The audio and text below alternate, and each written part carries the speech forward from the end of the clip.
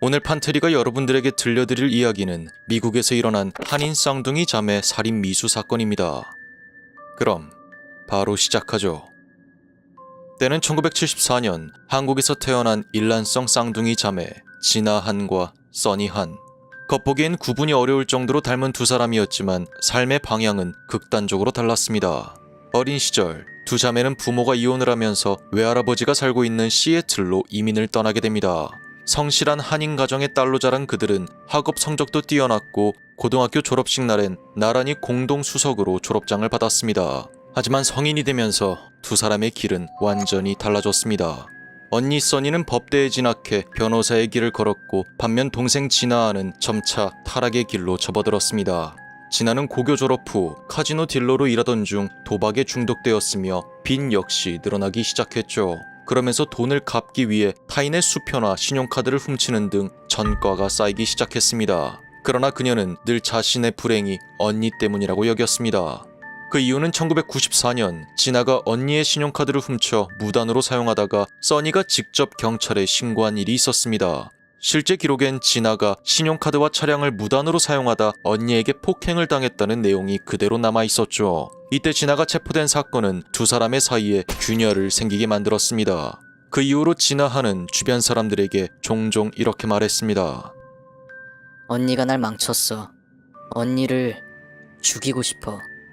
실제로 자매는 심하게 싸우는 일이 날이 갈수록 잦아졌으며 경찰이 몇 차례 출동하기도 했고 경찰 조사에서도 잘잘못을 서로에게 미루며 이 둘의 관계는 점점 악화되고 있었습니다. 그러던 중 진아는 언니의 신분을 탐내기 시작합니다. 언니의 신분을 훔쳐 살게 된다면 도박빚도 사라질 것이고 전과 역시 사라지며 완전히 새로운 삶을 살 수 있을 거란 생각에 사로잡힌 것이었죠.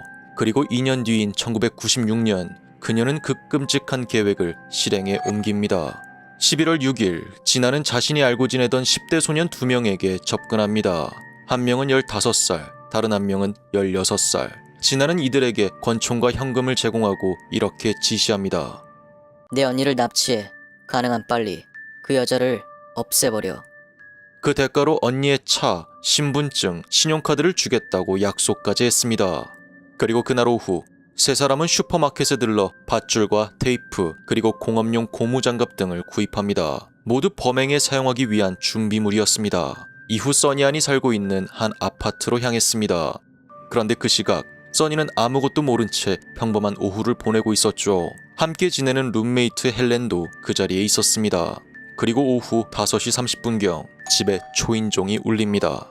문을 연 헬렌 앞에는 잡지를 팔러 왔다고 주장하는 낯선 소년이 한 명 있었습니다. 헬렌은 직감적으로 위화감을 느꼈고 문을 닫으려 했죠. 그런데 그 순간 뒤따라온 다른 소년이 권총을 들고 문을 밀치고 들어옵니다. 헬렌은 그대로 제압당했으며 입에 테이프가 붙여지고 손발이 묶였습니다. 화장실에 있던 써니는 이상한 소리를 듣고 즉시 문을 잠그고 911에 신고를 하게 되죠. 통화 내용은 매우 침착하면서도 절박했습니다. 지금 집에 낯선 사람들이 침입했어요. 총을 가지고 있어요. 제발 빨리 와주세요. 그녀는 최대한 소리를 낮추며 경찰과 통화했고 경찰은 곧바로 순찰차를 현장으로 보냈습니다. 하지만 시간이 흐를수록 문 밖에선 더욱 거친 소리가 들렸습니다. 범인들은 욕설을 하며 써니 안이 있는 화장실 문을 부수려 했고 그 순간 써니는 그들이 진짜로 자신을 죽일 수도 있다는 공포에 휩싸였다고 합니다. 그리고 이 모든 상황을 아파트 인근에서 지켜보고 있던 사람, 바로 진아안이었죠. 진아안은 당시 차 안에 숨어 이를 지켜보고 있었으며 그녀는 현장에 경찰차가 도착하자 슬며시 다가와 스스로를 언니의 쌍둥이 동생이라고 소개했습니다. 저기 안에 있는 여자는 제 언니예요. 집에 도둑이 들었다고 연락받고 달려왔어요. 처음엔 단순한 목격자인 것처럼 행동했던 진아. 그러나 그녀는 경찰이 점점 아파트를 둘러싸는 것을 보고는 곧바로 현장을 벗어나기 시작합니다. 그 시각 경찰은 아파트에 진입해 제압 작전을 시작합니다. 그 과정에서 한 공범은 체포되었고 룸메이트 헬렌은 손발이 묶인 채 구조되었죠. 써니아는 화장실 안에서 극도로 긴장한 상태였지만 끝까지 문을 잠그고 버틴 덕분에 다행히도 무사했습니다. 범인들이 문을 두드려 했지만 다행히도 살인으로 이어지진 않았던 것이죠.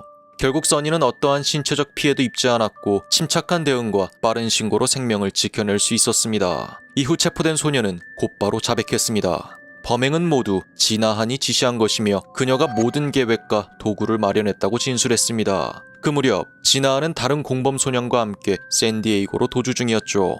그녀는 언니 써니안의 이름으로 자동차를 구입하려 했고 은행 계좌에서 5,000달러 현금을 인출하려 시도했습니다. 하지만 차량 판매점 직원이 그녀의 신분을 의심했고 렌터카 회사에서 대기 중이던 경찰에 의해 체포됐습니다.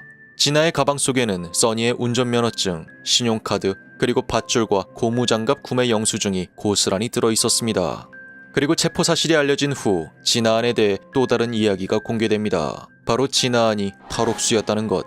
이 사건이 일어나기 약 4개월 전인 1996년 7월 진아는 절도와 사기 혐의로 체포되어 징역 5개월을 받고 복역하던 중 외출 허가를 받고 밖으로 나왔으나 기한 내에 다시 돌아오지 않아 탈옥수 신분이었던 것이죠. 이에 대해 그녀는 이렇게 말했습니다. 돌아가야 할 시간이 지나 또 다른 처벌을 받게 될까봐 두려웠습니다. 그리고 시간이 흘러 살인 미수 사건에 대한 재판은 1997년에 시작됐습니다. 검찰은 진아를 계획적이고 교활한 범죄자로 묘사하며 10대 소년들을 이용해 쌍둥이 언니를 살해하려 했다고 주장했습니다. 반면 그녀의 변호인은 진아가 정신적으로 불안정한 상태였으며 사실 살인을 진심으로 원한 것은 아니었다고 항변했죠. 그리고 피해자이자 언니 써니아는 법정에서 울먹이며 이렇게 말했습니다. 제 동생이 저를 죽이려 했지만 그래도 그 애는 여전히 제 가족입니다.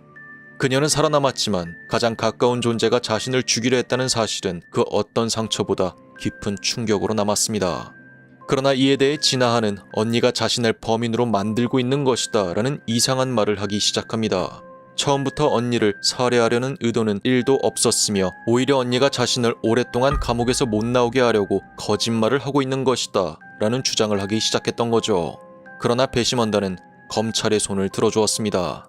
진아는 살인모의, 감금, 강도, 미성년자 교사 등 총 10개의 혐의로 유죄를 인정받았고 최대 종신형에 이르는 26년형이 선고되었습니다.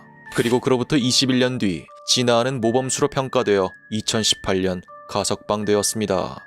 수감 중 그녀는 교정 교육과정을 이수했고 재범 가능성이 낮다고 판단되었기 때문이죠. 그렇게 출소 후 그녀는 다시는 언론에 얼굴을 비추지 않았습니다. 진아가 남긴 마지막 말은 단 한 문장이었죠. 다시는 그런 사람이 되고 싶지 않아요. 언니의 신분을 훔쳐 새로운 삶을 살고 싶었던 진아한. 과연 그녀는 지금 무얼 하며 지내고 있을까요? 범행을 저지르기 이전부터 언니의 신용카드와 차량을 무단으로 사용하다 자매끼리 싸움이 발생했던 점을 보면 언니만 없으면 신용카드와 차량을 마음대로 사용하며 모든 게 행복할 거라 생각하고 범행을 저지른 건 아니었을까 생각합니다. 오늘 판테리는 여기서 물러나겠습니다.